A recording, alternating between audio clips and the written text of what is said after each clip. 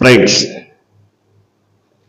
ఒక రాష్ట్ర ముఖ్యమంత్రిగా బాధ్యతలు నిర్వహిస్తున్న ప్రముఖ నాయకుడిపై కేవలం 10 నెలల కాలంలోనే ప్రజల విశ్వాసం సన్నగిల్లింది అంటే కారణం ఏంటి? ఇది ప్రజల మనోభావాల్లో వచ్చినటువంటి మార్ప, లేదా ప్రభుత్వ అసమర్థత, రాజకీయ నిర్ణయాల కారణంగా వచ్చిన మార్ప? ముఖ్యంగా ప్రజలు ఆ నాయకుడిని విశ్వసించలేకపోవడానికి, ఆ నాయకుడి ఊకదంపుడు ఉపన్యాసాలను విసుగొచ్చి వదిలించుకోవడానికి కారణమైంది. ఇది తీవ్రమైనటువంటి విషయం, ఏదో ఆషామాషిగా తీసుకోవాల్సినటువంటి విషయం కాదు. ఉగాది సందర్భంగా P4 ఒక కార్యక్రమాన్ని ఏర్పాటు చేశారు. P4 పేరుతో చేసినటువంటి ఈ కార్యక్రమంలో public, private, people's participation. Public అన్నా పీపుల్స్ అన్నా అదే అర్థం. మరి ఈ కొత్త P4 ఏంటో మనకు అర్థం కాదు. ఒక చారిత్రక నిర్ణయాన్ని ప్రకటిస్తున్నామంటూ, ఒక సరికొత్త విధానాన్ని ప్రవేశపెడుతున్నామంటూ అట్టహాసంగా ఏర్పాటు చేసిన ఈ కార్యక్రమానికి దాదాపు రాష్ట్రం నలుమూలల నుంచి బస్సులు ఏర్పాటు చేసి భారీగా తరలించారు. అయితే తరలించినటువంటి జనంలో, ప్రజల్లో దాదాపు 60% పైగా, 70% వరకు ఒక అరగంట, గంట తర్వాత వెళ్ళిపోవటానికి నిర్ణయించుకున్నారు. బయటకు వచ్చేసి వాళ్ళంతా వెళ్ళిపోయారు. చంద్రబాబు మాట్లాడుతున్న సమయంలోనే ఈ బహిష్కరణ కార్యక్రమం జరిగింది. ఆయన దీనిపైన ఆగ్రహించారు. నేనేదో ఒక మేలు చేయాలని చూస్తే మీరంతా వెళ్ళిపోతున్నారు. కానీ ఇక్కడ కొంతమందిని తరలించి వారంతా పేదలు, బడుగు, బలహీన వర్గాల వారంటూనే వారేదో అడుక్కోవడానికి వచ్చిన వారిలాగా వారి మీద కామెంట్స్ చేస్తూ వాళ్ళ ఆత్మగౌరవాన్ని దెబ్బకొట్టారా లేదా? ఎందుకు ఈ మాట చెప్పాల్సి వస్తుందంటే, చాలామంది బడా పారిశ్రామికవేత్తలు, వ్యాపారస్తులు, కాంట్రాక్టర్లు వీరందరూ వారు సంపాదిస్తున్న సంపాదనలో, లాభాల్లో సామాజిక బాధ్యత, సోషల్ రెస్పాన్సిబిలిటీగా ఏవైనా కార్యక్రమాలు చేపడితే ఆ కార్యక్రమాలు చేపట్టిన దానికి ఎంతైతే వెచ్చించారో ఆ సొమ్ముని ట్యాక్స్ మినహాయింపుగా భావిస్తారు. అంటే 1 కోటి రూపాయలు ఖర్చు పెడితే అది ట్యాక్స్ బెనిఫిట్ వస్తుంది, వాళ్ళకి పన్ను రాయితీ వస్తుంది.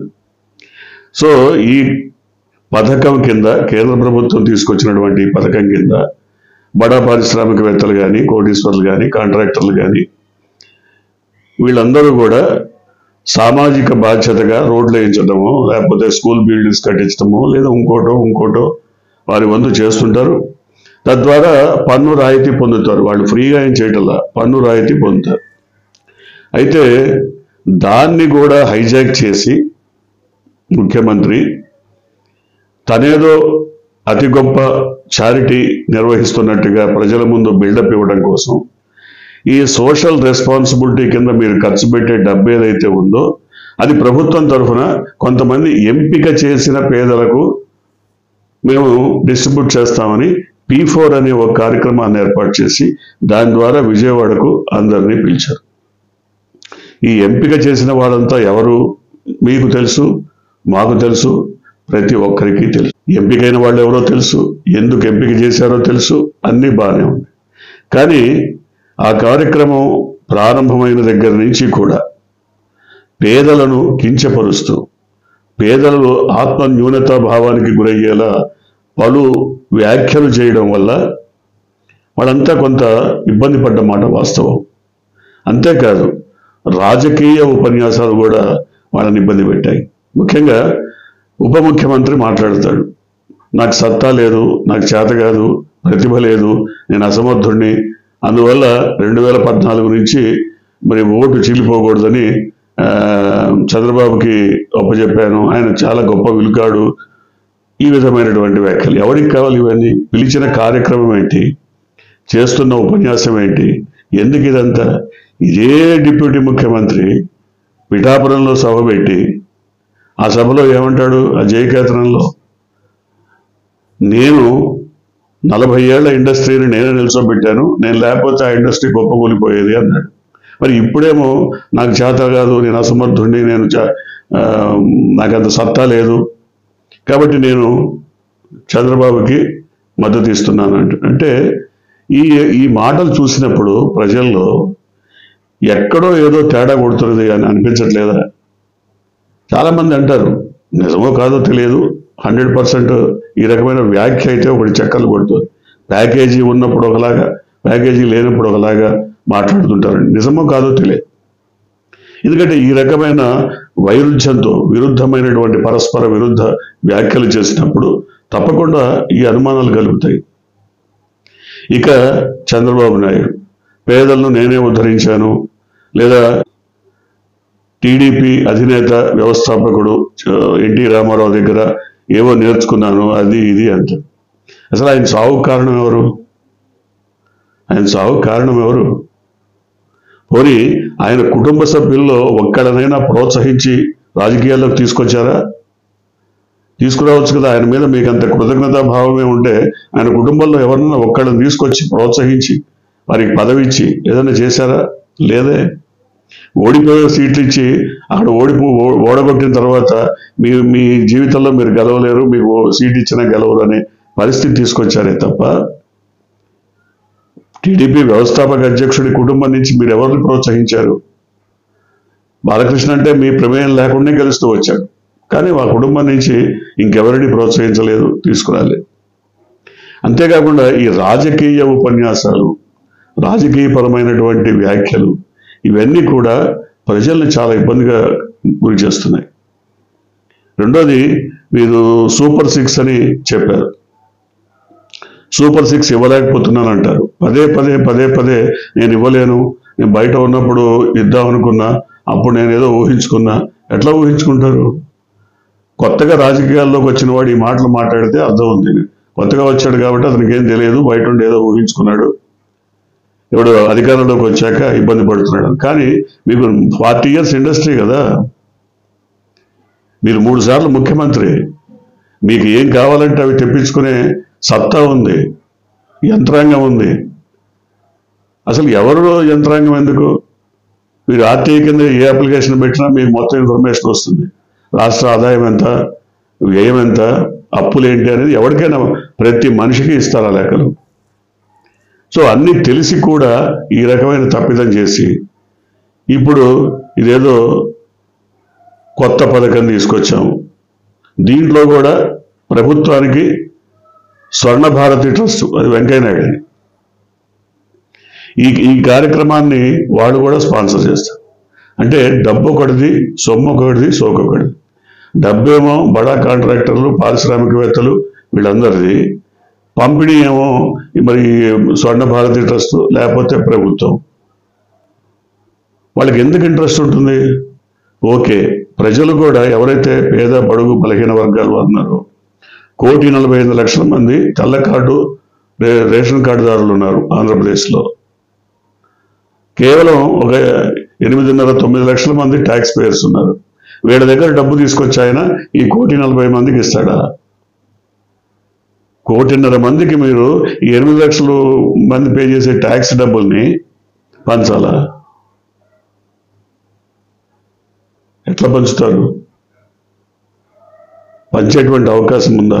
పలు సందర్భాల్లో చంద్రబాబు నాయుడు పేదలను ఉద్ధరిస్తాను, సంపద సృష్టిస్తాను, నాకు సంపద సృష్టించడం తెలుసు, పేదలను కోటీశ్వరులను చేస్తాను. ఎట్లా చేస్తారు? ఇదే మార్గమా? కాకపోతే రకరకాల అభిప్రాయాలు ప్రజల మనసుల్లో నాటుకుంటున్నాయి. రకరకాల వ్యాఖ్యలు, ఆయన చేసిన వ్యాఖ్యలన్నీ కూడా నిజాలు కాదు, అబద్ధాలని తేలిపోయింది. అందువల్ల ఈ విపరీతమైన బోరింగ్ ఉపన్యాసాలని ప్రజలు వినడానికి సిద్ధంగా లేరు. తీసుకొచ్చిన వాళ్ళందరూ దాదాపు వాళ్ళ పార్టీ అభిమానులే కావచ్చు, జనసేన, టీడీపీ, బీజేపీ అభిమానులే కావచ్చు, కానీ వాళ్ళకే విసుగుబుట్టి వెళ్ళిపోయినటువంటి పరిస్థితి. విని విని ఈ బోరింగ్ మాటలు, ఈ స్టీరియోటైప్ మాటలు ఇంకా సహించలేక వెళ్ళిపోయినటువంటి పరిస్థితి. మీరేమంటారు? ప్రజలు వెళ్ళిపోతున్నారు, ఎవరినైతే తీసుకొచ్చామో బెనిఫిషరీస్ ఉన్నారో వాళ్ళకి ఓపిక లేదు, వాళ్ళు వెళ్ళిపోతున్నారు. ఎవరైతే సహకారం చేయడానికి వచ్చారో వాళ్ళంతా నిబద్ధతతో కూర్చున్నారంటారు. ఎందాక వింటారు? దేనికైనా ఒక హద్దు, దేనికైనా ఒక సహనం, ఓర్పు, సహనం ఇవన్నీ ఉంటాయి. అవన్నీ పరిధి దాటినప్పుడు మీరు ఎంతసేపటికి ఒక విషయాన్ని ఇంజెక్ట్ చేయాలనుకుంటారు. జగన్మోహన్ రెడ్డి మీద ఒక విషయాన్ని ఇంజెక్ట్ చేయాలనేది మీ భావన. దానికి ఒక హద్దు ఉంటుంది, కొంత పరిమితి ఉంటుంది. వాటన్నిటినీ వదిలిపెట్టి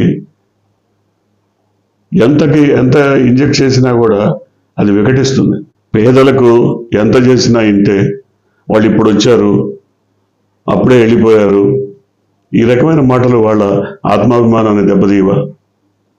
అదే కాదు, ఈ రాష్ట్రం దివాలా తీసింది, ఈ ప్రైవేటు ఏదైతే సంస్థలు ఉన్నాయో, వ్యవస్థలు ఉన్నాయో వాటి సహకారంతోనే నడవాలి.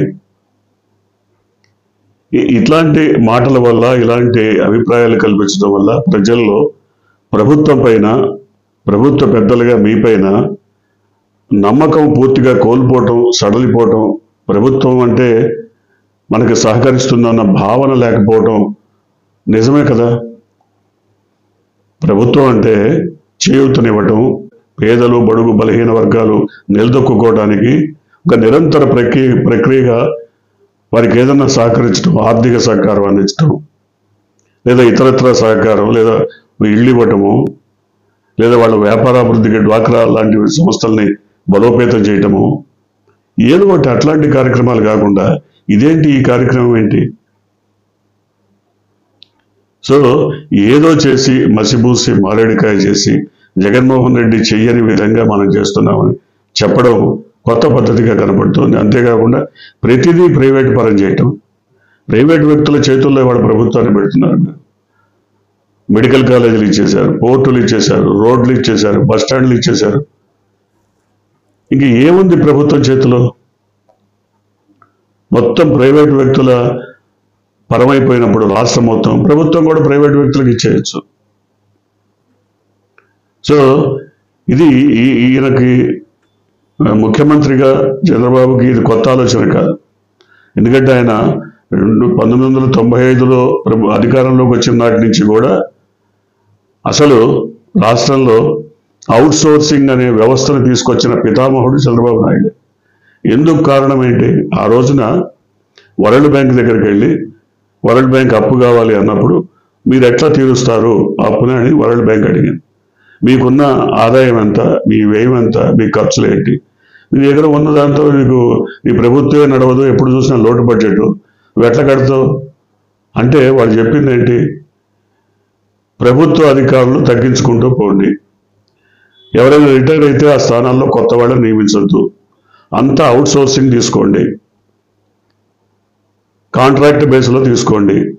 తీసుకోవడం ద్వారా వేలు లక్షల మందిని కాంట్రాక్ట్ కార్మికులుగా, అవుట్ సోర్సింగ్ ఎంప్లాయీస్గా తీసుకుంటే ప్రభుత్వ ఉద్యోగులుగా ఇవ్వాల్సినటువంటి జీతభత్యాలు ఇవ్వాల్సిన పని లేదు. అప్పుడు మీకు లక్షల కోట్ల రూపాయలు మిగులుతాయి. తద్వారా మాకు రీపేమెంట్ చేయొచ్చు. ఇది మీరు రాసిస్తామంటే మేము చక్కగా లోన్ ఇస్తాము. అది చేసింది. ఆంధ్రప్రదేశ్లో అవుట్ సోర్సింగ్ కానీ లేదా కాంట్రాక్ట్ వ్యవస్థ కానీ తీసుకొచ్చింది ఆయనే, పితామహుడు ఆయనే. సో ఎప్పుడైతే ప్రైవేటు వ్యక్తుల చేతులు, ప్రైవేటు వ్యక్తుల ప్రమేయం పెరిగిపోతుందో ప్రభుత్వంలో, చేష్టలుడిగినటువంటి ప్రభుత్వం నిశ్చేష్టగా మారిపోయిన స్థితిలో ప్రైవేటు భాగస్వామ్యం వల్ల ప్రజలు అనేక రకాల ఇబ్బందులు పడతారు. ఇప్పుడు కూడా జరుగుతున్నది అదే. రకరకాల ఒత్తిళ్లు ఎదుర్కోవాల్సిన పరిస్థితి వస్తుంది. రేపు పన్నులు, ట్యాక్సెస్ విపరీతంగా, ఇప్పుడు రోడ్లు ప్రైవేట్ వ్యక్తులకు ఇచ్చినప్పుడు టోల్ ట్యాక్స్ పెరిగిపోతుంది. బస్ స్టాండులు ఎప్పుడైతే ఆర్టీసీ కూడా తీసుకెళ్లి ప్రైవేట్ పరం చేశారో బస్సు రేట్స్ పెరిగిపోతాయి, ట్రాన్స్పోర్ట్ రేట్స్ విపరీతంగా పెరుగుతాయి. ఎప్పుడైతే ట్రాన్స్పోర్ట్ రేట్స్ పెరుగుతాయో ఆటోమేటిక్గా నిత్యావసర ధరలు పెరిగిపోతాయి. చూస్తే ప్రైవేటు వ్యక్తుల మీద, ప్రైవేటు సంస్థల మీద, ప్రైవేటు వ్యాపారుల మీద ఉన్నటువంటి ప్రేమ ఆపేక్ష ఇంత కొట్టొచ్చినట్టుగా కనపడుతోంది. పైగా వాళ్ళందరినీ తీసుకొచ్చి వాళ్ళేదో సామాజిక బాధ్యతగా కొంత పేదలు, బడుగు, బలహీన వర్గాలకు సహకరిస్తున్నారంటూ ఈ విధమైన కార్యక్రమాలు చేస్తున్నారు. వీటిని దశల వారీగా కాదు, నిరంతరం అబ్జర్వ్ చేసి అర్థం చేసుకుంటున్న ప్రజానీకం పూర్తిగా వీళ్ళకి వ్యతిరేకంగా మారిపోతుంది. అందువల్లనే వాళ్ళంతా కూడా సభ నుంచి వెళ్ళిపోతున్నటువంటి పరిస్థితి చూద్దాం. మరి ఇప్పుడే 10 నెలల్లోనే ఇంత విముఖత వ్యక్తమైతే మరి రాను రాను ఇంకెలా ఉంటుందో. మీరు కొత్తగా కనుక ఈ ఛానల్ని చూస్తున్నట్టయితే, మీరు ఇప్పటివరకు మన ఛానల్ని సబ్స్క్రైబ్ చేసుకున్నట్టయితే వెంటనే ఛానల్ని సబ్స్క్రైబ్ చేయండి. వెంటనే వీడియోని లైక్ చేసి షేర్ చేయండి. బెల్ ఐకాన్ని